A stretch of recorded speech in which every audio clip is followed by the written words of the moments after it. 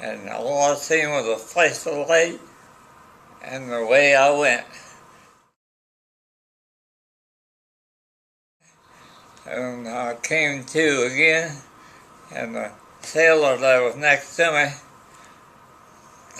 I was all burnt up and shrapnel, and he had all burned on the legs. And along came a flat truck, came along and got me into it. It went on a southeast lot, and from there up to Honolulu, and then from there to the Naval Hospital. I didn't know how it looked, but I was burning up, and a doctor, and I was on the stretcher, came in and said, "Put him over there." He said, "I don't think he's going to make it till the morning." I said, "Oh, I'm on with your bad weight." So they healed me up. The next day, they loaded me up on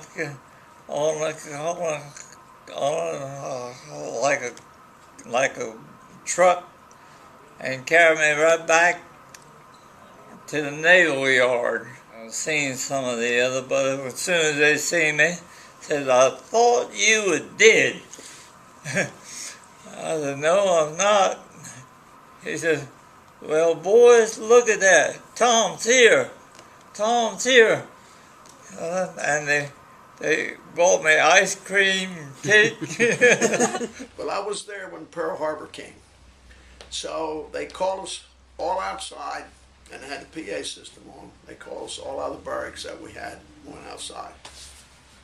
And then they announced that the Japanese had just attacked Pearl Harbor and that we were at war. So we threw our hats in the air, leaped up and down, hollered, "Turn us loose, we'll lick them in 6 months," little Japanese people.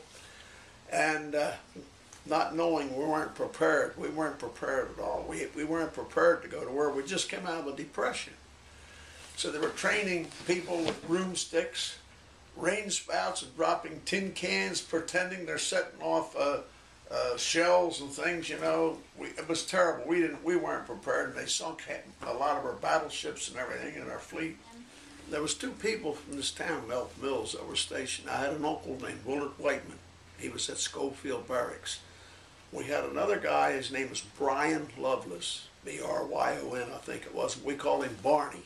He grew up right straight from me, down over the hill. He lived in a house down there. They were both at Schofield Barracks when the Japanese came and dropped bombs all over.